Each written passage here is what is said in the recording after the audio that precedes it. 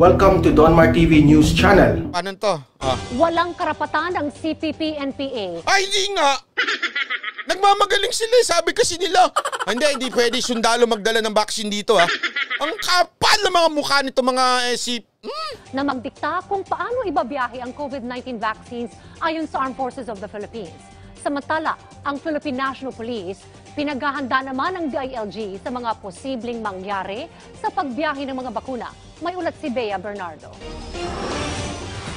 Sa nalalapit na pagdating ng COVID-19 vaccine sa bansa, pati mga military assets ipapagamit sa pagbiyahe ng mga bakuna. Sinabi ito ni AFP Chief of Staff Lieutenant General Sarilito Sobejana sa laging handa public briefing. Considering po na strategically deployed tayo, kami po ay aktibong tutulong sa Department of Health sa pag-roll down itong itong rollout ng bakuna. At ang ating mga doctors, nurses, and even ang mga sasakyan natin, both sa lupa, ipapawid at sa dagat, ay gagamitin natin for that purpose. Sinabi rin ng bagong pinuno ng militar na 25% muna ng kabuang puwersa sa militar ang target na mabakunahan para mabigyan ng pagkakataon ang iba pang nasa priority list. Umaasa rin siya na hindi guguluhin ng CPP-NPA ang delivery ng mga bakuna, lalo pat mismong si Pangulong Duterte na rin ang umapila sa komunistang grupo na huwag manggulo sa distribusyon nito. Diyan natin makikita po kung talagang they are human because ang gagawin po natin is humanitarian activity tapos i-disrupt. Kasi ganito nangyari, 'di ba? Sinabi ni Pangulong Duterte na kesyo ito mga CPP wag niyo namang haharangin, wag niyo namang hayaan yung mapunta yung mga vaccine sa mga liblib na lugar. Ang sagot ba naman ng CPP? Okay lang. Basta mga doktor at mga health workers ang magdadala, hindi mga pulis, hindi mga sundalo, ha. Ang kapal ng mukha. Talagang ang kapal ng mukha. Sila pa nag-demand. O sira ulo din kaya sinagot sila ng kapulisan. Wala kayong pakialam kung sino magdala. So makita ng taong bayan na talagang salot sila ng ating lipunan. Ay, talagang salot po yung mga yan! CPP-NPA na una nang nagpahayag na imbis na military asset, dapat ay mapribadong grupo gaya ng Red Cross ang gamitin sa pamamahagi. Spokesperson Major General Edgar Arevalo, hindi dapat nagdidikta ang CPP-NPA Grabe, kung ano lakas ang ni Madam gagamitin Luis, sa pagbiyahe ng mga bakuna kung wala naman silang maibibigay na alternatibo. Gate pa ni Arevalo, ang mga asset ng militar ay ginagamit para sa ikabubuti ng mamamayan. Tama. Kaya nga tayo order ng mga chopper. Gusto nila, lakad-lakad lang yung vaccine. Kailangan ng mabilis totoo ito Isipin mo, kailangan ng mabilis niyan. Hindi naman pwede yan yung dadaan pa yun, lalo na sa mga hindi mahirap na lugar. O, di ba? Kailangan gamitin. Sayang naman yung mga chopper, yung Black Hawk down, di ba? Sayang naman yung Black Hawk na gagamitin yan, di ba? O tama-tama, double purpose yan. Pagpunta nila doon, bombahin na rin nila yung mga doon. Tapos iwan nila yung mga doktor, halika, i-vaccine na natin kayo. Ganun ba? Ang mandato nilang protektahan. Ay, commercial daw. Tapusin ko lang muna, ha? Inatasan naman ng Department of the Interior and Local Government ng Philippine National Police na batayang maigi ang mga paparating na bakuna. Sabi ni DILG Officer in Charge Undersecretary Bernardo Florence, dapat ituring na ginto ang mga bakuna at dapat maging handa ang pulisya sa anumang posibleng mangyari. Tama! Dagdag pa ni Florence, mula sa pagdating ng bakuna hanggang sa maiturok ito sa mga tao, dapat nakabantay ang mga pulis. Sa tala naman ng PNP ASCOF, may halos 3,000 miyembro ang Medical Reserve Force ng PNP sa buong Thank you very much. At nasa halos 300 tauhan ng PNP National Headquarters ang nakahanda upang tumulong sa mga health workers sa pagbabakuna. Bea Bernardo para sa Bayan. Ayun, palakpakan. Ay, naku po. Ay, nako. Yun lamang po. Magandang balita yun, ha? Yung, actually, sa totoo lang, honestly, noong una sabi ko, nung nabasa ko yun, sabi ko, ang kapal na mukha nito mga CPP na ito. Sila pa yung nagde-demand kung sino. Ano kayo? Kayo may-ari ng Pilipinas? Ang kapal na mukha ninyo? Kayo may-ari niyan? Kailan pa? Asa sa konstitusyon natin yan? Na kayo may-ari niyan lugar na yan? Tapos naisip ko, baka naman hindi patulan ito ng ating pinatulan pala ng AFP dun sa laging handa na Tapos, hindi lang nire-report ng mga ibang mainstream media. Napansin nyo? Ni-report nila yung balita nitong response ng CPP pero hindi nila ni-report yung sagot ng AFP. Pansinin ninyo. Oh, hindi nyo nakita? Hanapin ninyo. Hinanap ko yan eh. Kaya nga ginamit ko iba eh. Diba? Hinanap ko yan kung i-report nila eh. Hindi nila ni-report. Hindi o, diba? Hindi nyo napansin? Hindi report. Ewan ko, ibang level talaga ang mga mainstream media natin.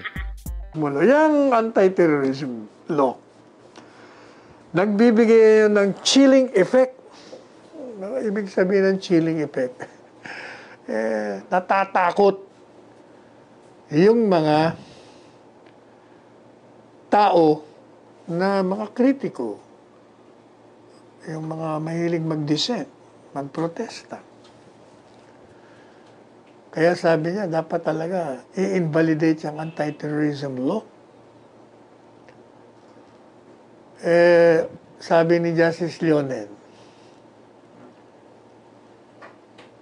bakit? Sabi niya, yung bang kliyente mo si dating Justice Antonio Carpio? Kasi petitioner si Justice Carpio. Bakit nga pala Justice Tony Carpio? Ba't sana ikaw na lang nag-argue? Bakit ka pa kumuha na abogado? Magaling ka naman. Sa bagay, baka hindi ka nasanay ng litigation dahil tagal-tagal mo na dyan sa bilang isang justice. Sabi ni Justice Leonen, ang tanong ko sa iyo, doon sa kanyang dating estudyanteng si Molo, yan bang kliyente mo, si Justice Antonio Carpio? Yan ba coward in fear? Ibig sabihin mo, yan ba natakot at nahinto yung kanyang mga pahayag, mga advocacies niya? Kahit na nga yung sinasabi nyo na masyadong malawak, overly broad ang provisions ng batas. Kaya napapatahimik nito sa takot yung mga tao. Katunayan, sabi ni Justice Leonen, hindi ba nung pinasa itong Anti-Terrorism Act, nagkaroon nga ng rallying malaki dyan sa UP. Kahit na nga merong restriction dahil dito sa pandemya. Di ba? Maraming bawal. Supposed to be, bawal nga yung mga ganyang malalaking grupo. Pero, tinuloy pa rin nila. Sabi ngayon ni Justice Leonen, palaging merong discomfort pag ikaw ay nagpuprotesta. Natural lang yan. Pero, hindi naman chilled, yung bang nanginginig ka sa lamig. Itong kanyang dating estudyante, sumasalungat. Sabi niya, yun yung chilling effect within the concept of constitutional law. Okay, ano? Para siya nagde-lecture. Does not refer to an absolutely chilled population. Hindi naman ibig sabihin, sabi niya, sa konsepto ng batas pang konstitusyon, hindi naman ito tinutukoy na talagang yung buong populasyon natakot.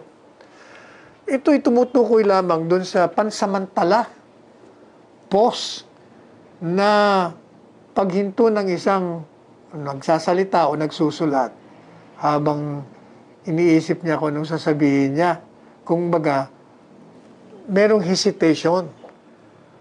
Napipigil, medyo naiisip niya, teka muna, ano ba sasabihin ko? Baka ito pumasok sa anti-terrorism law.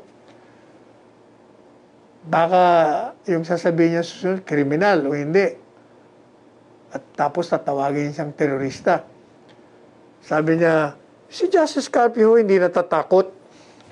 Pero sabi niya, siguro mas maganda kung walang hesitation. There is no hesitation, there is no pause. Sabi naman ni Justice Leonen. Sabi niya, akala ko ba hindi siya natatakot? Tapos sasabihin mo, chilled. Mukha yatang walang logic. O nga naman. Kasi pag sinabi mo chilled, may chilled effect, takot ka. Sabi mo, hindi naman takot. Kaya lang may hesitation. Hindi ka takot. Ay, no. Sabi niya, alam niyo, sabi ni Justice Lonenki doon sa kanyang dati estudyante. Alam mo yung issue nga, very subjective yan. Kaya paliwanag mo na lang dyan sa written memorandum mo. Sabi naman ng isang abogado, ito naman si Chel, ito naman si Chel Diokno, malayo ka sa tatay mo dong. Napanood na natin to one time si Jose W. Diokno.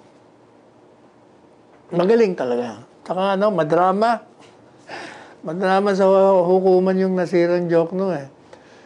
Pag siya nagko-cross-examine, tumitingin pa siya sa audience. Kumbaga, kita nyo, ang galing mo. Galing, may style yun eh. Anyway, sabi yun ni Abogado Chel Diokno. Yung daw problema dyan sa terrorism law, walang binabanggit na may predicate crime. And that sets it apart from the laws of other countries and international organization. Kasi daw sa ilalim ng Section 4 ng batas na yan, yung isang tao na mag-commit ng terorismo when engaging in acts, pag ito'y nagsasagawa ng mga gawain na ang intensyon ay ilagay sa panganib ang isang tao o kaya naman sirain ang ari-arian, whether ito'y public or private, at saka yung pang ibang mga gawain niya na ang layunin ay magtakot sa publiko o gobyerno o international organization o kaya naman lumikha ng isang kalakaran o magpaabot ng isang mensahe ng pagtatakot o kaya naman maselang i-destabilize, guluhin, sirain ang mga fundamental na mga political, economic, or social structures of society at lumikha ng public emergency or seriously undermine public safety.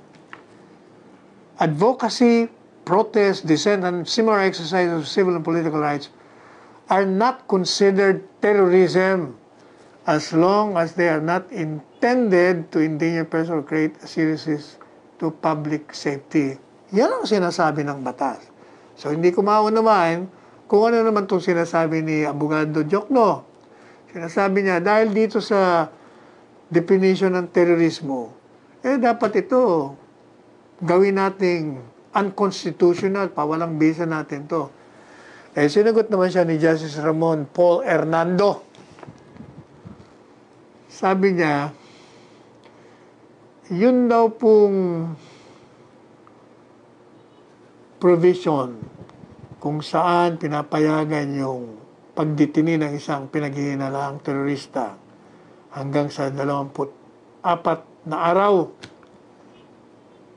Yun daw, pagkilala sa katotohanan, yung terorismo, ibang uring krimen ito. Kung saan ang pulis talagang dapat malaliman ang pag-iimbestiga. Hindi ito ordinaryong krimen. Yan ang sinasabi niya naman. Pero alam nyo, sa totoo lang, gaya ng sinabi ko sa inyo kahapon, itong mga abogado ng petitioner, ito kasi mga petitioners, ito yung mga the usual suspects. Ito yung mga tao na talagang ayaw kay Presidente Duterte. Hindi talaga nila matanggap na mayroong presidenteng ganito, simpleng tao lang, nagmumura pa. Hindi nila matanggap na ito ang nanalo overwhelmingly noong 2016. At hindi nila matanggap na kahit na gaganong-ganon lang si Presidente, malalim. Kayang-kaya, pinapaikot lang nga sila Malalim mo mag-isip to. Unang-una, palabasa ito, palabasa. Nag-aaral. Simple lang, pero malalim. Hindi kagaya nila, itong mga kritiko, para yung kanta ni Anthony Castello, malayo ang tingin, wala namang tinatanaw. Pero si Presidente, Pag malayo ang tingin niya, nako, ang tinatanaw niyan, malalim. Kaya di ba sabi niya minsan, Diyos ko, pag ako nagigising sa alanganing oras ng gabi, tumitingin ako sa ulap. Pinag-iisipan ko, nako, ano kayang magandang gawin natin dito sa malaking problema na naman. Ang daming problema nitong bahay na ito. Kaya ako minsan, umiiwas ako rito kay Presidente Duterte. Kasi, hindi ko ba, 10 taon ko itong kinumbinsi, niligawan, buinisit, inimis na tumakbong presidente. Sabi ko sa kanya, nung tinanggap mong kandidato ka bilang presidente at nung ikaw naman ay nanalo at tinanggap mo yung pagka-presidente mo, by such acceptance, sabi ko kay Presidente, you impose the burden to yourself. Binigay mo yung responsibilidad sa iyong balikat to steer the country's destiny na ilunsad mo at trabahuin mo yung kinabukasan ng bansa.